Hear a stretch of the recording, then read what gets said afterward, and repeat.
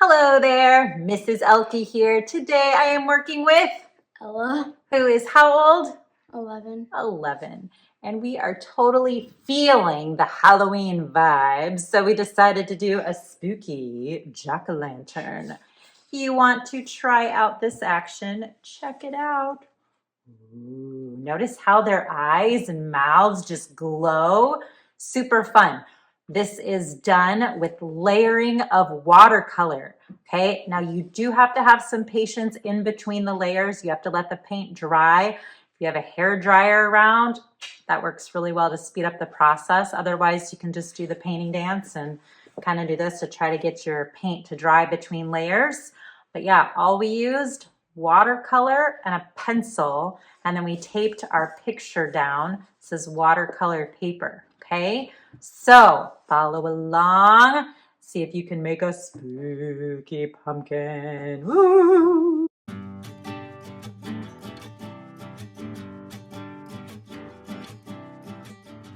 We're beginning by taping down our watercolor paper, and we'll be using a couple different brushes, a bigger one and a little bit of a smaller one. And we'll start by wetting down our watercolor paper with clean water.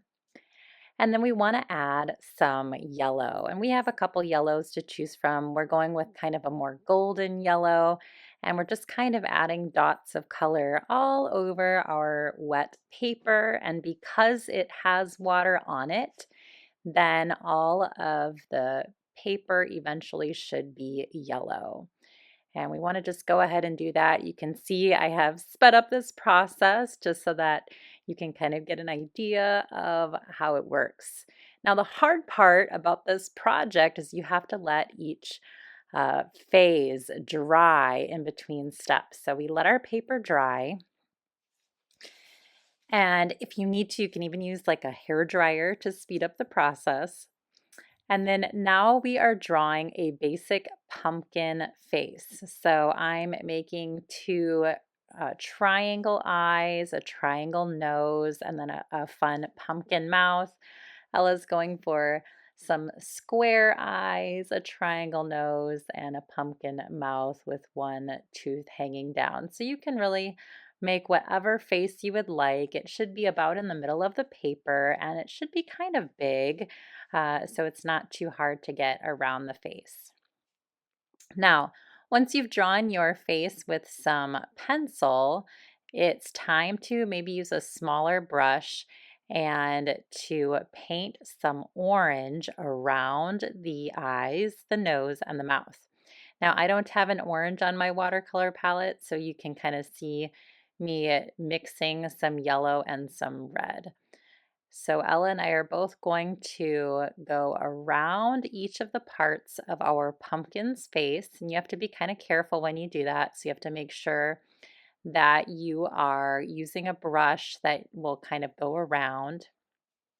And then we're trying to kind of get all of the paper filled in so that the only part that is that original yellow is inside of the eyes, the nose, and the mouth. So we are just kind of taking our time, making sure we're nice and neat, especially right around those edges. We want to make it nice and clean. And then make sure that we're adding orange around those parts. And you can see once I get around all of those sections, then the rest of the paper is kind of easier to paint. So I'm going to switch back to my big brush and I'm just going to fill the rest of the paper with orange using my bigger brush just because that helps speed up the process. So right now it just looks like a face on a paper. We don't have much of a pumpkin shape yet, but that will come. So once you've done that, we have to let the paper dry again before the next step of this process. So once the paper's dry, we go in with a pencil and kind of outline each of the parts of the face. This makes it look like you can kind of see where you cut into the pumpkin face. So you can outline on all different sides of each of the shapes, or you could just do like one or two sides if you want it to have kind of a look like you're looking at it from the side, maybe you're not straight on. So I went ahead and outlined all of the sides, and now I'm going in with another coat of orange, this time even maybe adding a little bit of more red to my orange, and I'm going around that outside line that I've added to each shape. And that just kind of makes it look like you can kind of see where the cut happens. It makes it look like you're looking into those eyes and into that nose and into that mouth. So just like we did before, we're using our smaller brush. We're going around all of those shapes again, but this time the outside shape, not the inside shape, and it will give our pumpkin some depth. So it kind of makes it look a little bit more 3D. And I'm being very careful with my lines. I'm trying to be very careful with my brush here to stay right along the edges of those lines. And then again, as you get to the outside area, you can probably switch back to the bigger brush and fill in all of the rest with that second coat of orange. It's a little bit darker, getting that all filled in. Now, as you can tell, we sped up this process just so you can kind of see the steps. So if ever you need to pause to catch up, please feel free to do that. So now we are filling up the rest of our picture again with more orange so that it gets a little bit darker all the way around our pumpkin face, which is still just kind of floating in the middle of our paper. Once we get all of that filled in, again, we have to let our picture dry. But before I let my picture dry, you could also add a couple of lines. So I'm switching back to my smaller brush, and you could use a brown, you could use a red, you could use a darker orange. And if you want to, you can add these lines that kind of go up and down on the pumpkin. So they just kind of are floating right now, but they will make a lot more sense once I have a outline for my pumpkin. So I'm just making some vertical lines as they go off to the right. They might kind of curve in a little bit. Then if they go to the left, they might curve in a little bit to kind of make it look like my pumpkin is a little bit more round.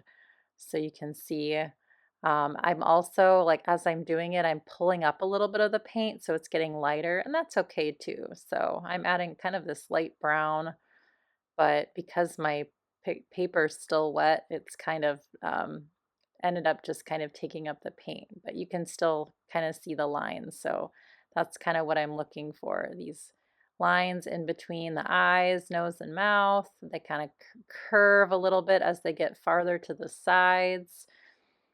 And we'll just add kind of an interesting texture to my pumpkin, which is good. So once I've added all these lines, then I will for sure let it dry before I do that last step. So you can see it kind of helps the pumpkin kind of have a nice form. So Ella's of course doing that with hers as well.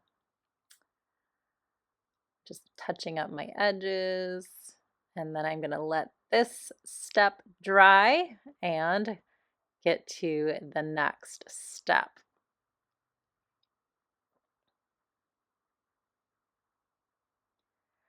All right, we let that dry.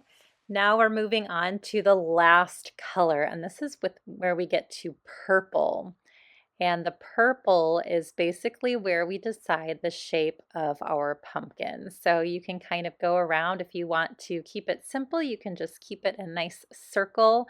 If you want to get a little bit fancier, you can kind of add some bumps to the bottom and the top of the pumpkin. So I'm starting with the circle so you can kind of see what that looks like.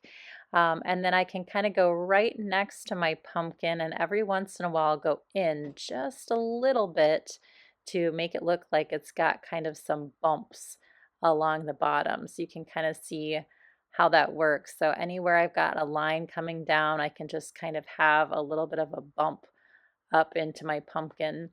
And then on the top of my pumpkin, I want to make sure that I leave a little bit of room for a stem so that my pumpkin can have a stem on the top.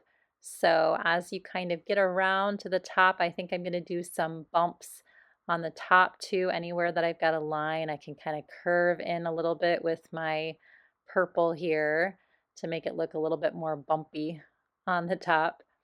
And then I will also draw in a stem like that with my brush too. I can even go in front of the stem a little bit and then maybe even add some lines like that to give my stem some interest. And then I'm just going to fill in the rest of my picture here with this purple. And you can see as the purple and the orange mix, it kind of gives it almost a brownish tint. So that works out pretty well too.